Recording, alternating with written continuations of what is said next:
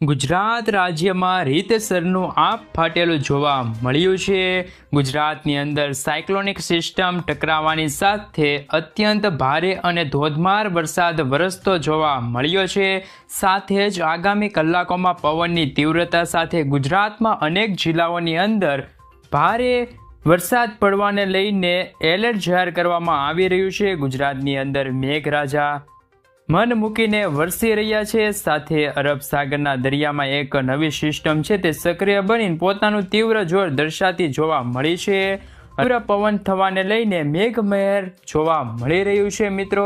સાથે જ છેલ્લા 24 કલાકની અંદર ગુજરાતની અંદર મેઘરાજાએ મન મૂકીને વરસી રહ્યા છે। છેલ્લા 24 કલાકમાં ગુજરાતમાં 162 તાલુકાની અંદર ભારે મેઘતાંડવ જોવા મળી રહ્યો છે।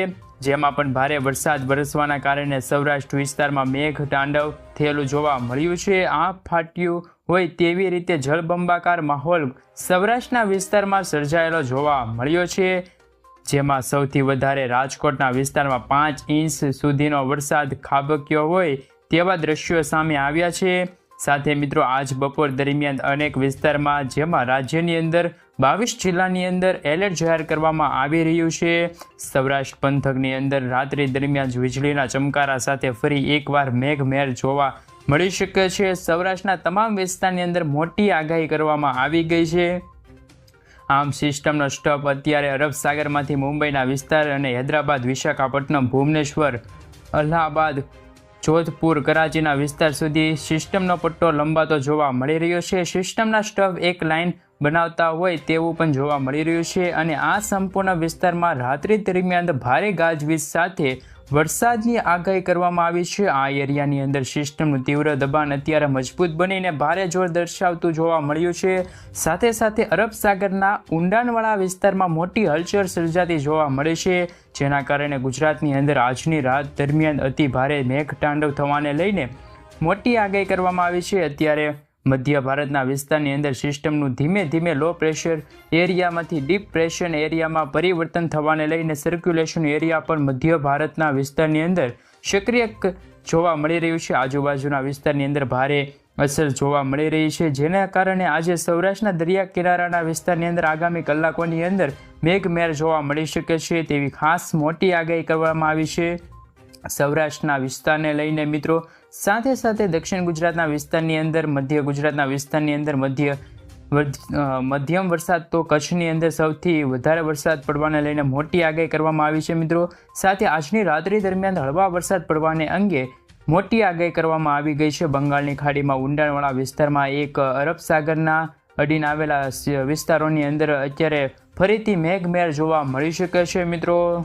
અરબ સાગરમાંથી આવતા અત્યંત ઘાતક અને તીવ્ર પવનો ગુજરાત સાથે ટકરાતા જોવા મળી શકે છે અને એને જોતા ગુજરાત ઉપર અત્યારે પવનની તીવ્રતાની સાથે પવનની ઝડપ છે તે 35 કિલોમીટરની ઝડપથી લઈને 40 કિલોમીટરની ઝડપે તીવ્ર પવનો અત્યારે ગુજરાતના વાતાવરણની અંદર ફૂંકાતા જોવા મળ્યા છે અને ગુજરાતની અંદર 35 કિલોમીટરથી લઈને 40 કિલોમીટરની ઝડપે પવનો ફૂંકાતા હોય તેવા પણ દ્રશ્યો સામે આવ્યા છે। ગુજરાતની અંદર પણ દરિયો છે તે ગાંડો તૂર બનતો જોવા મળી રહ્યો છે। છેલ્લા 24 કલાકની અંદર સૌથી વધારે વરસાદ રાજકોટ વિસ્તારની અંદર પડ્યો છે મિત્રો, જે 5 ઇંચ કરતાં પણ વધારે વરસાદ ખાબક્યો હોય તેવા દ્રશ્યો સામે આવી ગયા છે।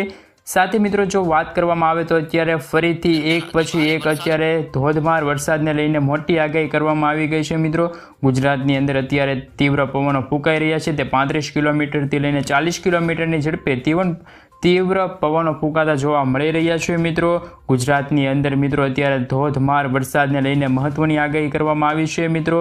સૌપ્રથમ મિત્રો જો અત્યારે વાત કરીએ તો રાજકોટમાં પણ સારો વરસાદ ખાબક્યો હોય તેવા દ્રશ્યો આવ્યા છે। રાત્રિ દરમિયાન સૌરાષ્ટ્રના તમામ વિસ્તારની અંદર અતિભારે વરસાદ પડવાને લઈને જાહેરાત કરવામાં આવી છે। સૌરાષ્ટ્રની અંદર આજ રાત્રિ દરમિયાન અમરેલીમાં પણ આજ આગાહી કરવામાં આવી શકે છે। સાથે જ દરિયાની અંદર આવેલા વિસ્તારો છે, દરિયાકાંઠાને લગતા વિસ્તારો છે, સૌરાષ્ટ્રના વિસ્તારો છે, અલંગ, ભાવનગર, મહુવા, ઉના, વેરાવળ, જૂનાગઢ પંથકોની અંદર, પોરબંદરના વિસ્તારની અંદર, ભાણવડ, દેવભૂમિ દ્વારકા જામનગર વિસ્તારની અંદર, મોરબીના વિસ્તારની અંદર અને સુરેન્દ્રનગર જિલ્લાની અંદર પણ આજ રાત્રે દરમિયાન વીજળીના ચમકારા સાથે મેઘરાજા ગર્જના સાથે શરૂ થઈ શકે છે ધોધમાર વરસાદને લઈને આગાહી. વીજળીના કડાકા ભડાકા સાથે દરિયાના કાંઠાના વિસ્તારની અંદર તોફાની પવનો આજ રાત્રિ દરમિયાન છે તે જોવા મળી શકે છે મિત્રો.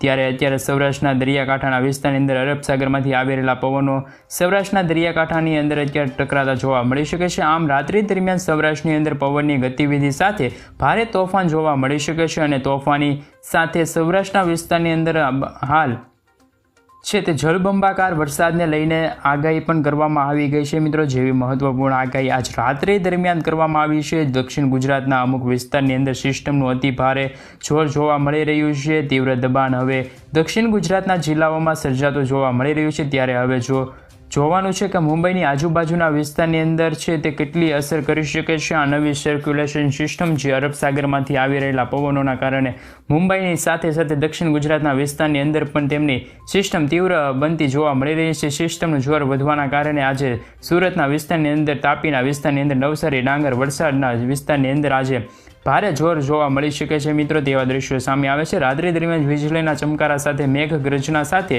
બપોરે મેઘ ખાંગા થાય તેવી પણ આગાહી કરવામાં આવી છે ગુજરાત જિલ્લાની અંદર મિત્રો. અત્યારે મહત્વપૂર્ણ આગાહી કરવામાં આવી રહી છે. જે રીતે તમે મેપમાં જોઈ શકો છો તે રીતે ગુજરાતમાં એકાએક વાતાવરણમાં પલટો આવી રહ્યો છે અને અનેક જિલ્લાઓ, તાલુકામાં આજ રાત્રિ દરમિયાન ધોધમાર વરસાદને લઈને આગાહી કરવામાં આવી છે. ભરૂચના વિસ્તારની અંદર, નર્મદા જિલ્લાની અંદર, રાજપીપળા વિસ્તારની અંદર, અમદાવાદ પંથકની અંદર, સુરત જિલ્લાની અંદર, તાપીના વિસ્તારની અંદર, વ્યારાના વિસ્તારની અંદર, નવસારી, ડાંગની સાથે વરસાદ અને આબોહવાના એકાએક પલટો આવવાના લઈને ગુજરાતના વાતાવરણમાં એકાએક ફેરફાર થતો જોવા મળી રહ્યો છે. રાત્રિ દરમિયાન મધ્ય ગુજરાતની અંદર પણ હાલ ધોધમાર વરસાદની આગાહી કરવામાં આવી છે. દક્ષિણ ગુજરાતની અંદર પણ સિસ્ટમનું જોર વધવાના કારણે આગાહી કરવામાં આવી ગઈ છે મિત્રો. જો હવે મધ્ય ગુજરાતમાં જિલ્લા ઉપર આગળ વધીને જો આ સિસ્ટમ છે તે મધ્ય ગુજરાતના વિસ્તારની અંદર જો 2 દિવસ ગરમી અને બફારાનું પ્રમાણ જોવા મળ્યું છે. હવે ધીમે ધીમે વધતું હોય તેવો માહોલ જોવા મળી રહ્યો છે. આમ મધ્ય ગુજરાતના જિલ્લાની અંદર પાછલા 2 દિવસથી તાપમાનની અંદર 2 થી 3 ડિગ્રી સેલ્સિયસનો વધારો જોવા મળ્યો છે. એટલે ગરમી જોવા મળી છે, જેથી લોકોમાં પણ ગરમીનો અને બફારાનું પ્રમાણ વધારે જોવા મળ્યું છે. મધ્ય ગુજરાતના વિસ્તારની અંદર મિત્રો અત્યારે હાલ 2 દિવસ પૂરતી આગાહી કરવામાં આવી છે કે મધ્ય ગુજરાતની અંદર આગામી થોડા દિવસોની અંદર વાતાવરણમાં એકાએક પલટો આવશે. જે અરબ સાગરમાંથી જે આવી રહેલા પવનોના કારણે છે ત્યાં વાતાવરણમાં એકાએક પલટો આવ્યો છે. હાલ સૌરાષ્ટ્રના અમુક વિસ્તારની અંદર ગરમી જોવા મળી રહી છે, બફારો જોવા મળી રહ્યો છે. આગામી 2 થી 3 દિવસની અંદર સમગ્ર ગુજરાતમાં સાર્વત્રિક વરસાદ થઈ શકે છે. તારીખ 17ની વાત કરીએ તો મિત્રો 17 તારીખના રોજ ખાસ કરીને આગામી 7 થી 8 દિવસ ગુજરાત પર ભારેથી અતિ ભારે વરસાદની આગાહી કરવામાં આવી છે. આ ગરમીમાંથી પણ રાહત મળી શકે છે લોકોને, તેવી પણ મહત્વપૂર્ણ આગાહી કરવામાં આવી રહી છે.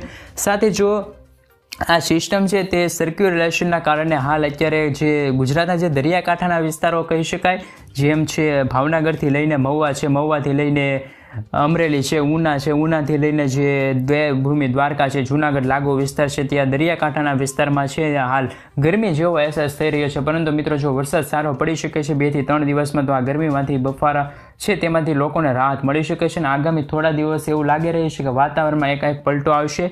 વાતાવરણમાં પલટો આવવાના કારણે આગામી 7 દિવસ માટે છે તે ઓરેન્જ એલર્ટ પણ જાહેર કરી શકાય છે. કારણ કે 2 દિવસના ગેપ બાદ વરસાદ જોરથી જ વરસાદ પડશે. વીજળીના ચમકારા સાથે ધોધમાર વરસાદની આગાહી કરવામાં આવી ગઈ છે. અમરલાલ પટેલે પણ આગાહી કરી છે મિત્રો.